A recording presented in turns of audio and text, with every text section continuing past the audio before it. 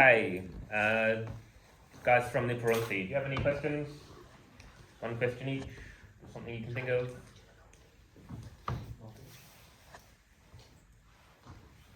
So I have a question about the website. So for the website, how are you planning to implement it further? So how far we have moved on to that. The way you open the UniSA app, the Learn Online menu pops up. The website is gonna work in the same way. You're gonna have the button for the same content. So if we show you at the slide, this is the main menu for the UniSA app, and there's the button for the website, which will direct this button to the website which we would be creating. Yes, question. So this your current app, right, is specific to Adelaide UniSA, right? Mm-hmm. Right? Can it be easily implemented to other unis, or would that be a whole different process? It could be. So somebody else, please answer the question. Of So course, very, it can be accessed by other universities as well, because we will be direct the link as like that. If someone searches for Aboriginal content, our website with that University of South Australia website will pop up over there, so that they can also access to that, so that they can also learn Aboriginal content from our website as well. This initiative is specifically for UniSA, but if this is successful, then it can obviously be applied to other universities. Hitesh, you got one? Question? Ask him a question.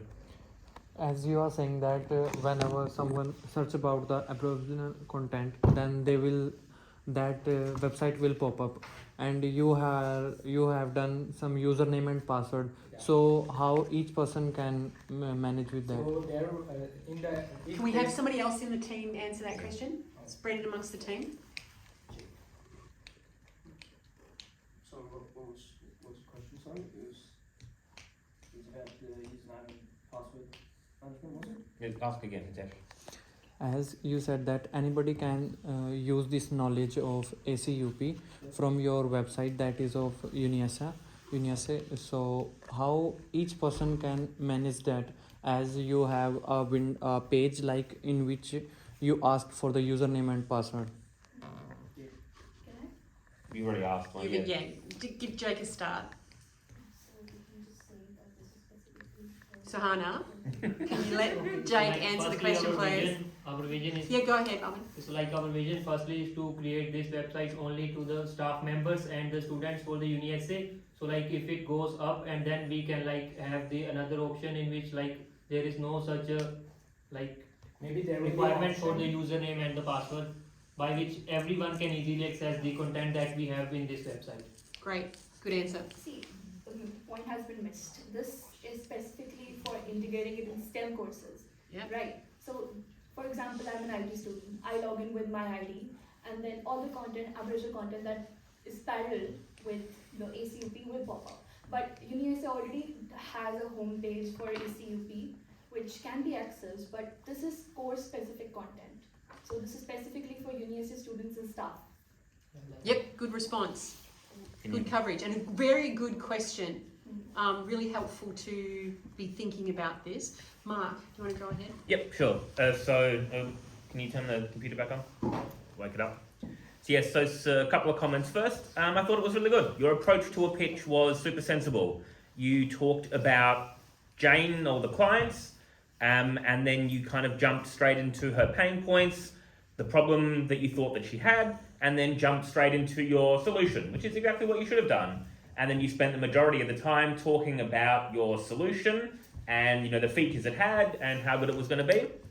The only bit that I think you needed more on was linking the features that you had back to the problem statement or the pain points that Jane or ACUP has. So for example, one of your features was upcoming events.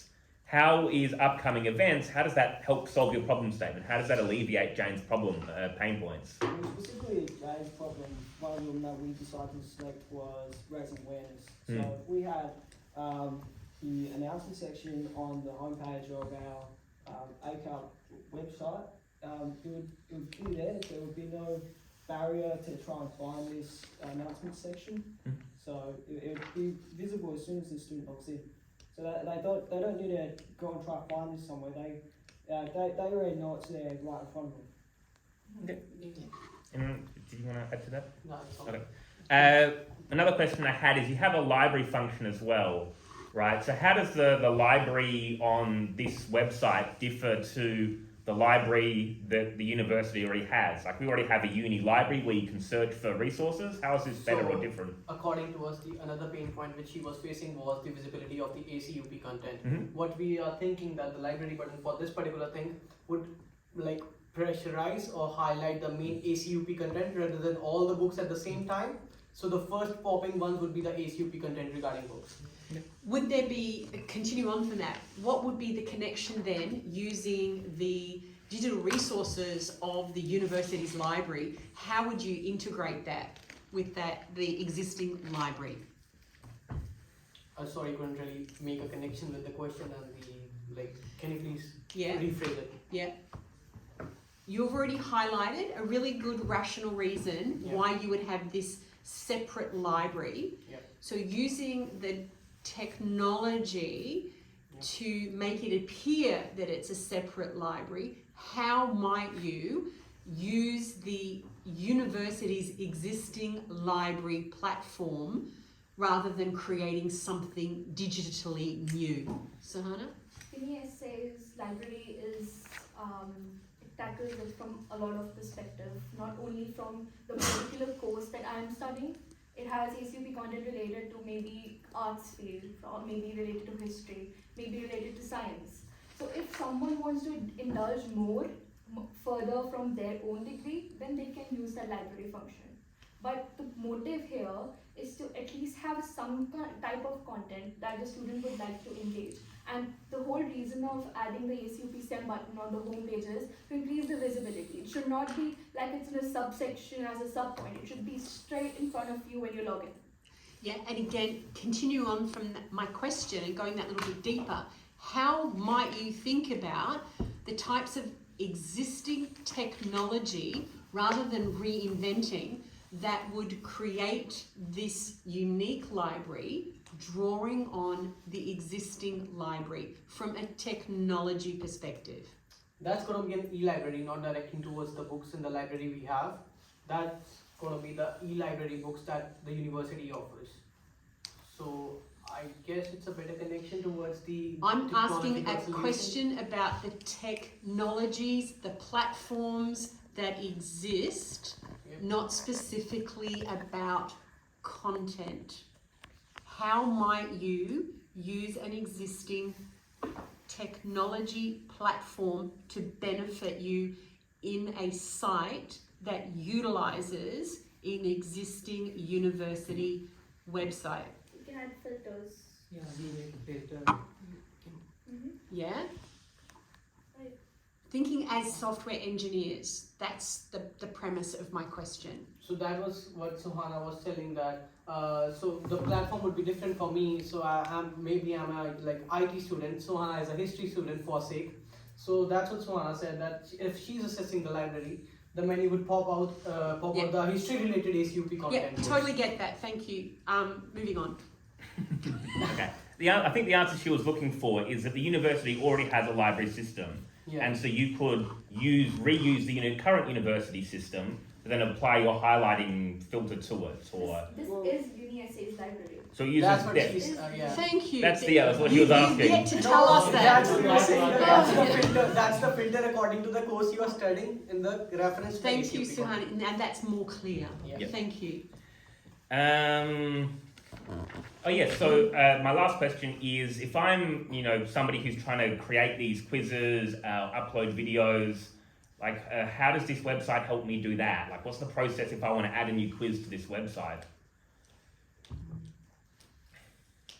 This interface is specifically for the students, right? Okay. But just like the Learn Online website, the interface for teachers and for the students is different. Mhm. So in your interface, you will have an option to, add a quiz or add a video. So it's not for this one. Okay. Leading on from that, who is actually creating this content? It should be the Client. No, it should be, Jane works in ACUP, right? Yeah, Aboriginal content in undergraduate Exactly. programs, so they will be adding the content in that's us. the client. Who's creating it? Who's drafting it? Who's editing it? And you have a section in there where it's new material can be added, the articles, the newspapers, the options. Who is checking the progress that you're making, let alone coming back to the question, who is creating this? So we are Is just that sitting with Jane? we are just creating a platform for the client so where they can provide the information. That's their own people from the Aboriginal community which can work on with like collaboration with Jane to provide like good content in the Aboriginal culture, and they can like maybe I can say certify it that this is something which is actually the content which should be taught. Okay, great. Bensi, can you add on to a comment about who's creating the content and how they might do that?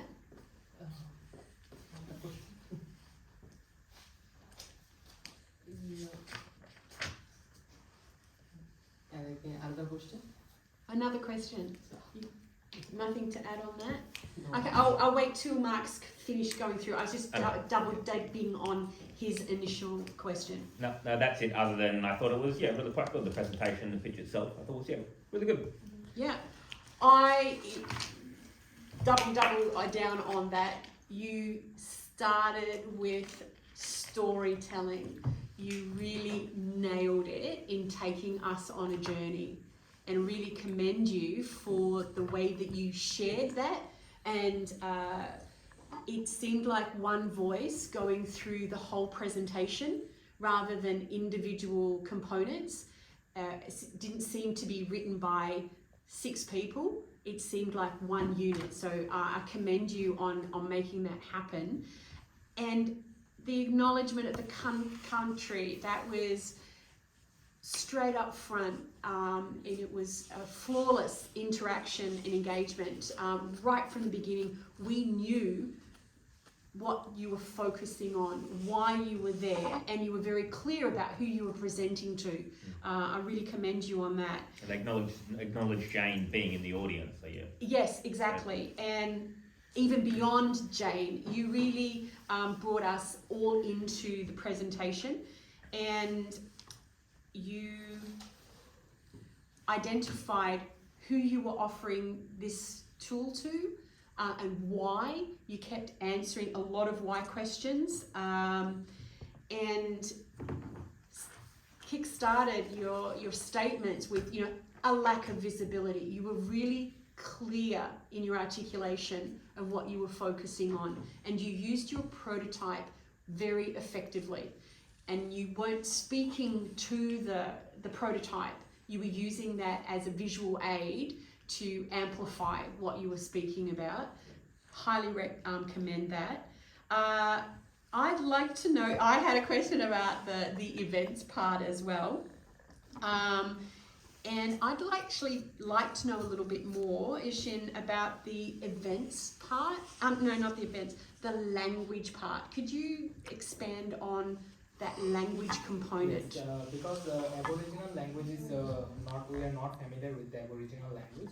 So every time you log into the website, there will be a word from the Aboriginal language, so that we can quickly have a look at the word. Then we'll have a intention that what is the word. We will try to learn it.